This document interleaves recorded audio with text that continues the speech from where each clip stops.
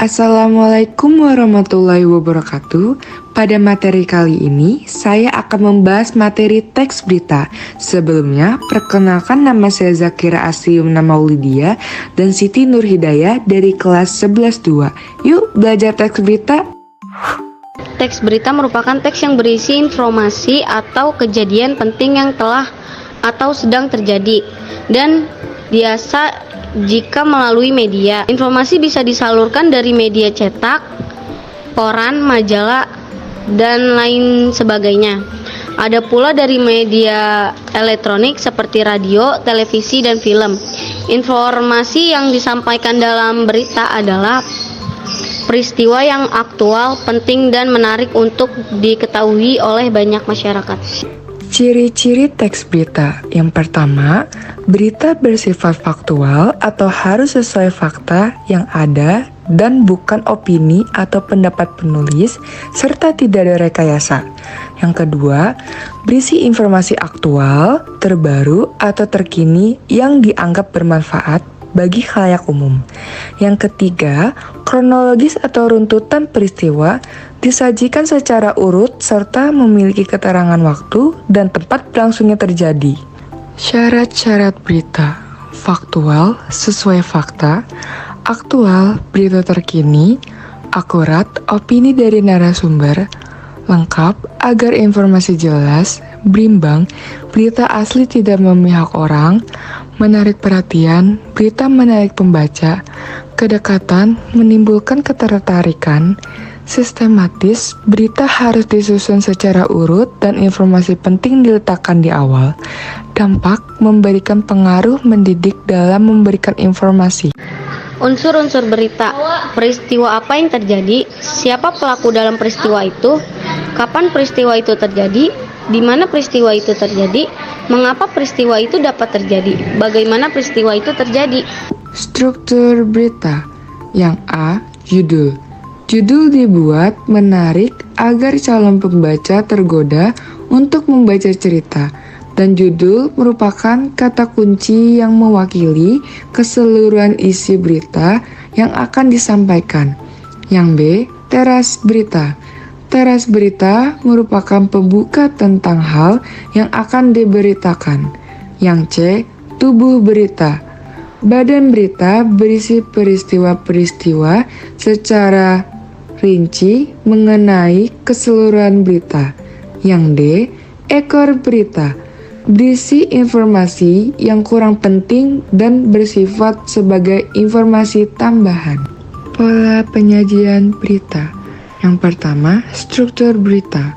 Hal menarik dapat diletakkan di bagian tengah atau akhir berita, biasanya digunakan pada penulisan fitur.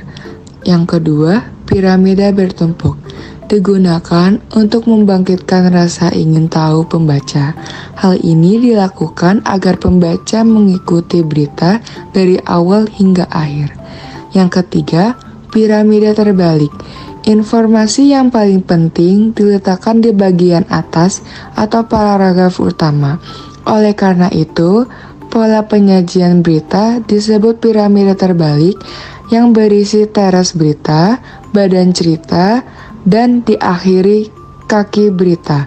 Piramida terbalik membuat penyampaian pesan berlangsung lebih cepat dan efektif. Pola ini membantu para pembaca mengikuti pesan secara efisien. Pembaca dapat segera tahu inti berita tanpa harus membaca seluruh isi laporan. Kaidah kebahasan teks berita. Yang A, berita menggunakan bahasa baku, netral, dan objektif. Bahasa juga dibuat singkat, padat, lugas, jelas, dan komunikatif. Apa sih itu bahasa baku? Bahasa baku merupakan bahasa yang pengucapannya dan penulisannya sesuai dengan kaidah-kaidah standar seperti KBBI, EYD, Tata Bahasa Baku, dan ensiklopedia. Yang B, konjungsi. Kata hubung berfungsi menghubungkan dua atau lebih kata maupun paragraf. Konjungsi ada beberapa jenis diantaranya. Yang pertama, konjungsi temporal, merupakan kata hubung yang mengacu pada waktu dan sekaligus sebagai sarana kohesi teks. Yang kedua, konjungsi kronologis, merupakan kata hubung untuk menjelaskan urutan waktu. Yang C, kutipan langsung dan kutipan tidak langsung. Berita menggunakan kutipan langsung dan kutipan tidak langsung. Kutipan diapit oleh tanda petik dan kutipan tidak langsung tanpa tanda petik yang diungkapkan kembali oleh penulis dengan bahasa sendiri. Yang D, kata kerja mental. Jenis kata kerja yang mengekspresikan sikap atau respons seorang terhadap suatu tindakan, pengalaman, atau keberadaan. Yang E, adverbia atau kata keterangan.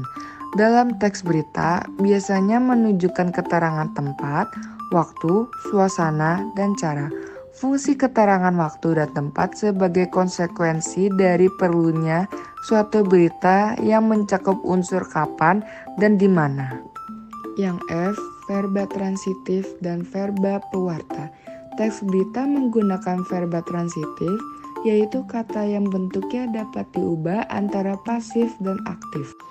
Yang 9 ada bahasa denitatif. Teks berita menggunakan bahasa denitatif, bahasa yang memiliki makna sebenarnya. Menyajikan teks berita. Pertama, penyajian berita secara tertulis menggunakan media cetak. Berita disajikan secara tertulis. Berikut tahapan. A. Mengumpulkan fakta dan data peristiwa. B. Fakta dan data ditulis berdasarkan rumus 5W plus 1H.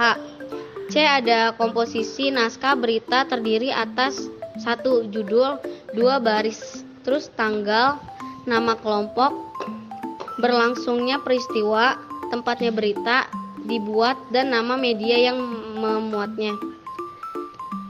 D. Menghitung naskah berita, koreksi kembali sesuai data dan informasi yang diperoleh.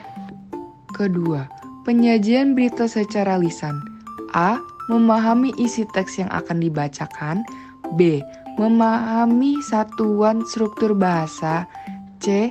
Menggunakan lafal yang jelas. Lafal merupakan cara seseorang atau sekelompok orang-orang dalam suatu masyarakat bahasa mengucapkan bunyi bahasa. Yang D. Menggunakan intonasi atau irama naik turun yang tepat. Yang E. Memperhatikan kejelasan. F. Menempatkan jeda panjang maupun pendek secara tepat. G. Memberikan tekanan atau keras lembutnya pengucapan. H. Memperhatikan sikap. I. Menggunakan ekspresi mimik wajah secara tepat sesuai isi berita. J. Mengatur napas dengan tepat. Yang ketiga, penyajian berita melalui vlog. Teks berita dapat pula disajikan melalui vlog. Vlog merupakan kepanjangan dari video blogging. Vlog adalah suatu bentuk kegiatan blogging dengan menggunakan medium video selain teks atau audio sebagai sumber media perangkat seperti kamera digital dan smartphone. Blogging merupakan aktivitas yang dilakukan seseorang dengan tujuan untuk mengelola dan mengembangkan situs blog yang dimiliki. Berikut ada tahapan membuat vlog. A. Menentukan platform. Yang B. Menentukan konten. Yang C. Menentukan ciri khas dengan menunjukkan sisi unik. D. Menentukan tujuan konten. E. Membuat ide konten yang kreatif dan persiapan sebaik-baiknya. F. Menggunakan peralatan pendukung yang menjadi untuk menghasilkan video berkualitas dan terbaik. G. Ada menyesuaikan konten dan judul serta penggambaran secara tepat. Terima kasih telah menyaksikan video ini. Semoga materinya bermanfaat. Kurang lebihnya mohon maaf. Wassalamualaikum warahmatullahi wabarakatuh.